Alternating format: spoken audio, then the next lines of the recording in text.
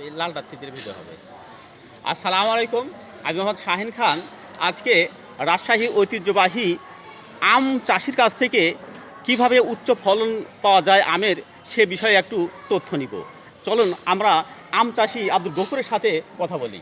আচ্ছা আব্দুল গফুর সাহেব, আপনি কি আম চাষ করেন? জি, আমি আম চাষের সাথে যুক্ত। আমি একজন কৃষি বেসিক টিচার হিসেবে আম চাষি হিসেবে অনেক দিন দীর্ঘদিন ধরে প্রায় 2 যুগ ধরে এর সাথে যুক্ত আছি আমি। আচ্ছা, আপনার কতগুলো আমের বাগান আছে? আমার প্রায় আম চাষের জগতে আগে অনেক ব্যবসা প্রসার ছিল, এখন কমায় দিয়েছে। এখন প্রায় 200-250 গাছ আছে আমার। আচ্ছা, ধন্যবাদ। এখন যে আপনি আম গাছে ওষুধ দিচ্ছেন, এই যে আম গাছে যে ওষুধ দিচ্ছেন, এই কি ওষুধ দিচ্ছেন এবং এই ওষুধ দেওয়ার কার্যকারিতা কি? ওষুধ দেওয়ার ফল কি পাবেন আপনি? আমরা একে ফার্স্টে যে ডোজটা মেনটেন করতেছি সেটা হলো আমের জন্য থিওবেট গ্রুপের পাউডার অর্থাৎ সালফার। এর সঙ্গে আছে আপনার ওই যেটা হলো ইমিডাক্লোপিড গ্রুপের যে ওষুধটা হোপার পোকার জন্য অত্যন্ত কার্যকর। আচ্ছা আচ্ছা। এবং তার সাথে আরেকটা সাইপারমেথিন প্লাস আরেকটা ওই যে 55 বিষ বলা হয় যেটা, তার সাথে 2টা উপাদান আছে, ক্লোরোপাইরাফিস এবং যেটা সাইপারমেথিন। এই মিলে দিলে, এই ডোজটা দিলে আম গাছের জন্য, হ্যাঁ বলেন।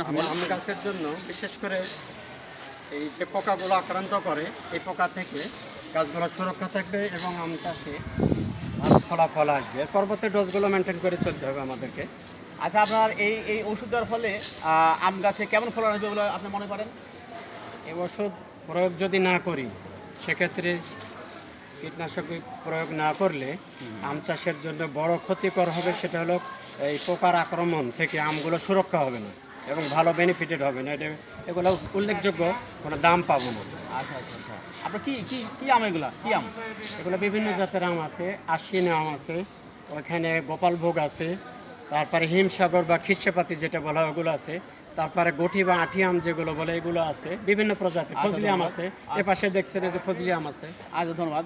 আপনি এই যে রাজশাহীতে যে এত সুন্দর আম হয়, দেশের অন্য কোথাও হয় না, এই বিষয়ে এবং আম চাষিরা যারা অন্যান্য আম চাষিদের উদ্দেশ্যে আপনি কিছু বলেন। জি, রাজশাহী আসলে এটা আবহাওয়ার বিষয়, মাটি এবং জলবায়ু বিষয়ের উপর নির্ভর করে। তার সাথেও এই রাজশাহীর আমটা ঐতিহ্যবাহী এই জন্য ভাই, এনে দেন, এখানে এনে দেন। ভাই, প্রত্যেকটা ডোজ মেনটেন করা হয়। এখানে দেন, দেন।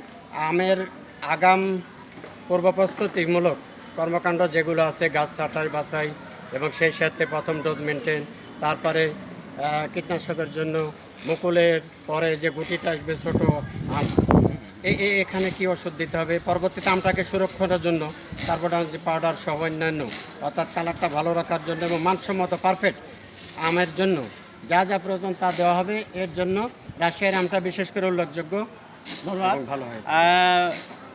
ভিউয়ার্স, আপনারা দেখলেন যে এখানে আম চাষে ওষুধ দেওয়ার সময় হয়ে গেছে। রাজশাহীতে যে ঐতিহ্যবাহী আম চাষ হয়, এই আম গাছে এখন ওষুধ প্রয়োগ করা হবে। কি কি ওষুধ প্রয়োগ করা হবে বিষয়টা আপনারা জেনে নিলেন। এখনই আপনাদের যার কাছে যে আম গাছ আছে, আম গাছে আপনারা এই কীটনাশক ওষুধগুলো দিয়ে আমের বেশি ফলন উপভোগ করুন। ধন্যবাদ।